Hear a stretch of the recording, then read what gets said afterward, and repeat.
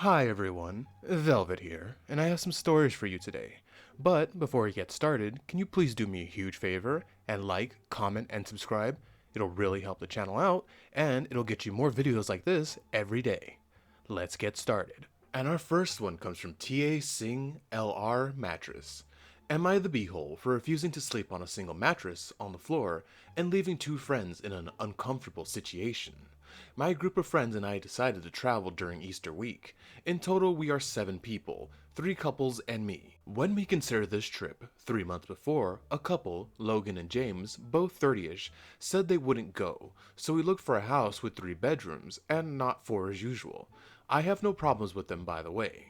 With 3 weeks left until the trip, they said they would like to go. We even tried looking for other houses, but the good ones were already occupied, and the rest were bad. We told them that it only has 3 rooms, but it would be possible to go at 7 people. I checked with the host, and he said that 8 people can sleep in the house. It would be a 4-day trip. When we arrived at the house, there were 3 bedrooms as expected, a single mattress, and a sofa. We were deciding on who would sleep where. And when I saw that James and Logan would have a room, I made it very clear that I would sleep in a room with a bed and not on the floor. They started saying they were a couple and that they don't have a double mattress for them, so I was being irrational and wanting to have a double bed when I don't need it. I replied that I didn't take the road for 6 hours to sleep, wake up with back pain, and have to pay for a room, but that one of them is welcome to sleep with me in the bed. I don't care. They said they paid more than me, so they also have the right to a room. They didn't pay, they just paid for each one. I agreed, but they confirmed it was only 3 weeks before, so that's what they got, and I don't want to sleep on the floor. In the end, I kept my ground, and James slept on the mattress and Logan on the couch. The trip was good apart from some snide comments or others saying that I was being incoherent, and that I could sleep on the mattress peacefully. The rest of us remained neutral, taking advantage of the discussion to entertain themselves. I don't think I was wrong here. They had the chance to have a room to themselves, but they refused and then went back. I may have paid less, but I paid for a room just like the other 2 couples, and if they arrived later, I don't think they necessarily should have a double bed, aka a room, to my disadvantage. Am I the beehole? To be clear, we thought it was a double mattress. The owner of the house did not specify what these 2 extra sleep spaces would be. Hi, OP. I'm gonna say you're not the beehole because if they had agreed and decided to go with you guys from the beginning, you would have got 4 rooms and this wouldn't have been a problem. But then assume it's Airbnb and you got to book those things way in advance because yeah, they go fast. My friends and I do that every once in a while to go, for like 2 days to go chill at a really nice Airbnb, and it's quite fun to go to a new place where you don't have to really, look after the house. But they decided to go in the end on the last minute, and then they want to get a room. That's not how it works. Like I said, if they had agreed to go normally at the right time, you would have got 4 rooms, and this wouldn't have a problem. So they don't get a room. They have to make do with what they have. Just because you're a couple doesn't mean you get to override someone like that. And they didn't pay more. They paid for each other. You're a unit, that's cool, but you know what I mean? If you're separate, things are cheaper than if you're a group, or if you're a couple. So, OP, I'm gonna say you're not the beehole, and I'm glad you stand ground, because yeah, that is your room. They're the ones who decided to, come at the last minute and screw things up. So, OP, you're not the beehole. Our next one comes from Becca Chu. Am I the beehole for not wanting to help my youngest sister, late 30s, financially because she and her husband left good careers to jump on the real estate bandwagon we all knew was going to break apart? Sister is in her late 30s, married, no kids, and 2 previous bankruptcies. Her and her husband both worked in banking and made a good living that they left to chase the real estate money. In 2021, our parents let them know how big of a mistake we all thought this was going to be. Everyone saw what was coming. They worked for a couple of years under one realtor and then started their own office by buying one out. Last year, they are now in financial trouble as they aren't moving homes. We have always been very supportive of her, despite her being in her mid-30s, almost losing her home twice, constant credit card issues, cars repoed, and really only wanting to be a part of the family when she needs money. I have always been fortunate with my career and my husband with his, so when she comes to me, I usually always oblige.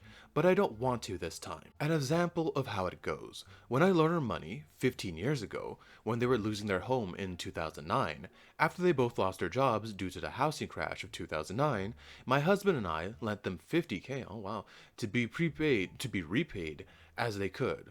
Our fault. Never anything but the initial thank you, you're saving us, and then a yay, we finally paid you off, almost 10 years later.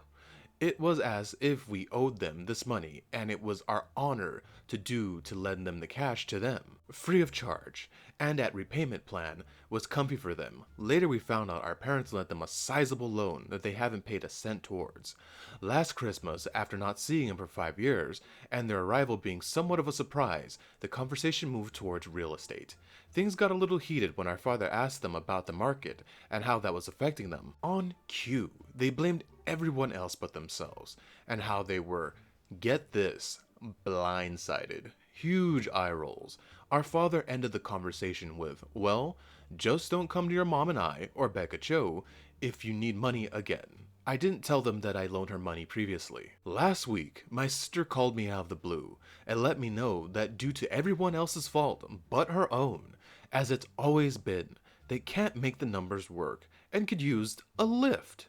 I was speechless, but I should have known that it was a money call. When she finally asked if she could borrow some money again, I just replied, that's not a good idea.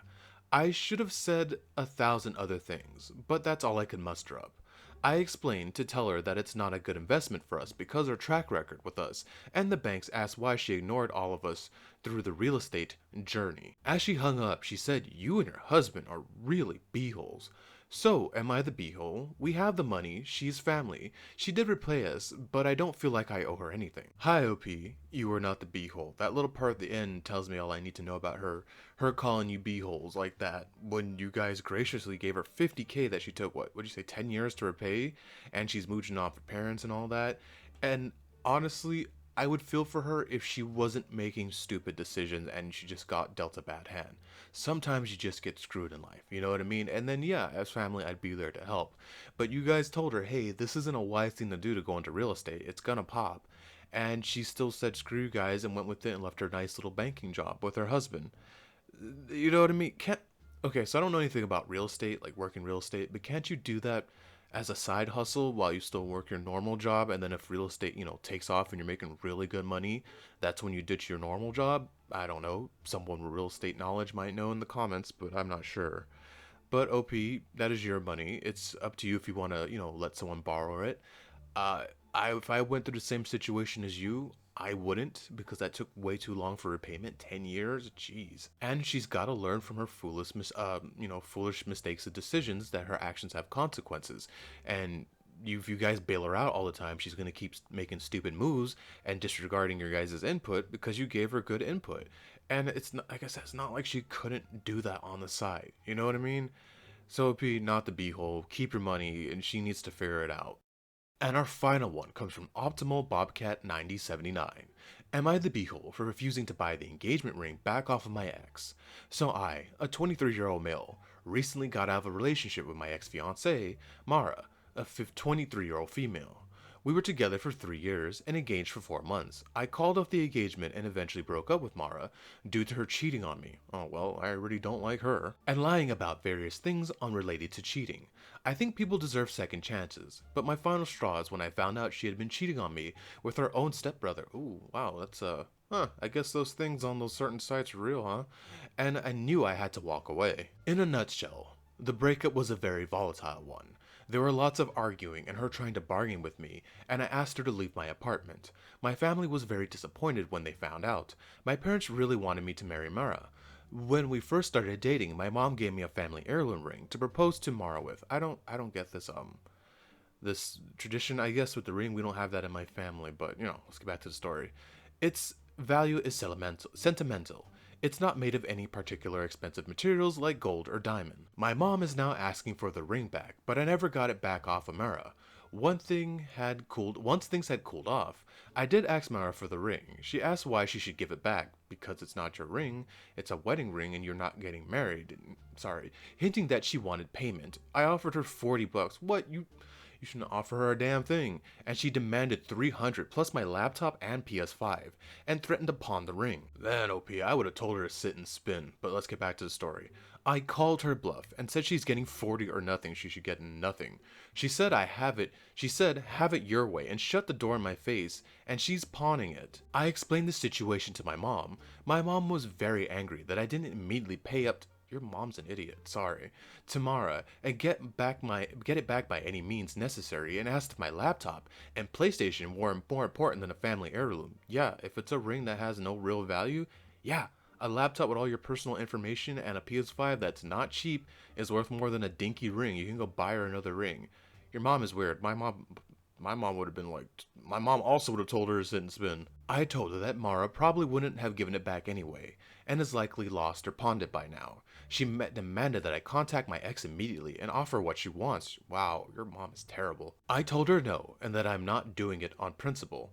This caused an argument between me and my mom, and she thinks I'm being a bad son. Am I the beehole for refusing to buy the ring back? Wow, P, you dodged a bullet with this ghoul. It sucks that your mom is letting her do damage to both of you like that. Your mom should 100% be on your side. Who cares about this stupid sentimental ring?